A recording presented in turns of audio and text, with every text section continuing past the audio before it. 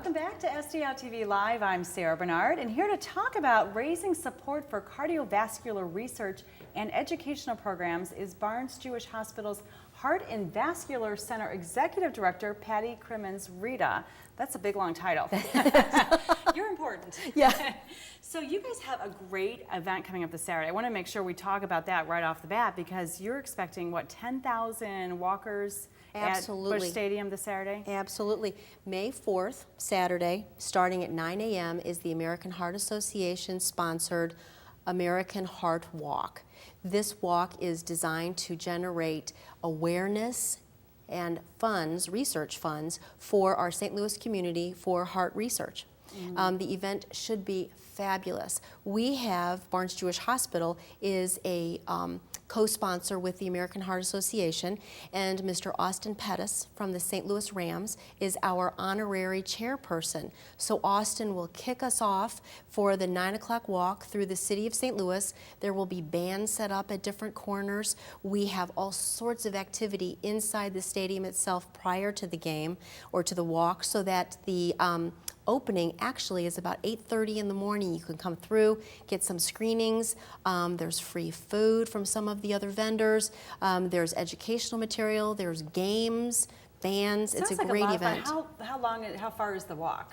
The walk is 1 mile through the city of St. Louis, and the final lap is actually on the field of the stadium, weather dependent. Yeah. If it's too much rain, we can't do it, but otherwise we kind of close out in the stadium itself, and it's a fun family event. Yeah, I was going to say, it sounds like it would be appealing to kids. I mean, what a great opportunity to get out there on the field and just to see some of the sights in St. Louis but on foot. Absolutely. And along with the whole event, especially for children, is the whole concept of heart health and learning how to manage our cardiovascular disease.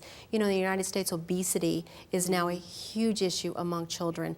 Helping children learn how to eat and how to exercise, what is needed. You know, we don't have the whole kind of Jane Fonda, no pain, no gain kind of activity. How do we help children learn to add walking or running or some kind of exercise into their daily activities? How do we help them figure out, especially after school snacks, what's the right kind of food?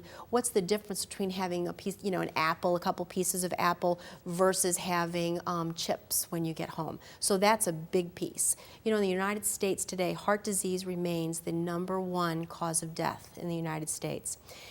The group that often perceives themselves to not be as much at risk is that of women. We are much more attuned to cancers, and particularly breast cancer. But for women, beginning in the mid-'80s, more women die of heart disease than men. Wow. 1 in 3 women have developed coronary heart disease of some sort. And women are beginning to have, or you're beginning to hear more about, their cardiac events. You know, in the old days, women were treated potentially for anxiety, or they were just fatigued, and later on you found that they'd actually had a heart attack or lost some portion of their heart muscle. Today we're much more educated. Our medical staffs are very attuned to women and heart disease, and now we need to focus on women themselves to understand and learn the symptoms, learn how to take care of themselves. Once you complete menopause, that kind of artery protecting estrogen, your hormone, is no longer there. And so we're seeing women in their late 40s, early 50s developing the same type of coronary artery disease, plaque, that you traditionally thought men had. So what are some things that women can do, women in their late 40s, early 50s, to protect their heart now? So absolutely, #1, stop smoking. There is no reason today for women to smoke. There are so many opportunities to learn how to quit. It's a tough thing to do, but quitting is absolutely essential. The second thing is getting some exercise. Moving around. Again, not a torturous, I have to go to the gym event, but walking around the block at night after dinner. And then the third thing is really looking at food.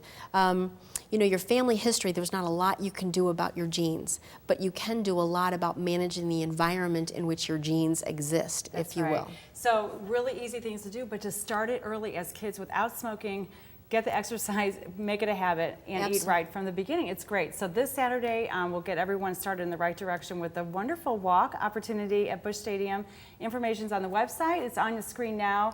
So hopefully it'll be a beautiful day. I'm sure it will be. May 4th. It can't not be beautiful in Right. St. Louis. Stay with us. We'll be right back with New Direction STL's Pastor Tommy Tucker.